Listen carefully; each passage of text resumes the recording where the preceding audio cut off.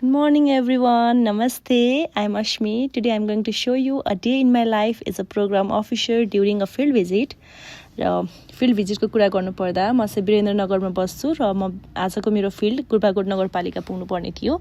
So म चाहिँ बिहान 8 बजे नै यहाँबाट निस्किनु पर्ने थियो किनभने बाइ द 10 म चाहिँ त्यहाँ गुल्बाकोट नगरपालिका पुग्नु पर्ने थियो र प्लान अनुसार नै म ठ्याक्क 10 बजे चाहिँ गुल्बाकोट नगरपालिका पुगेँ र आफ्टर रिचिङ गुल्बाकोट फर्स्टमा चाहिँ कोअर्डिनेट गरेँ विथ म्युनिसिपालिटीको health section team and also meet with the municipality chairperson.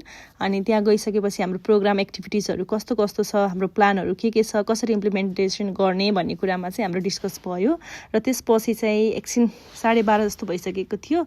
So I took a short lunch break र ब्रेकमा चाहिँ मैले रोटी र माछाको झोल खाएँ र त्यसपछि फेरि ब्याक टु अफिसमै फर्किएँ।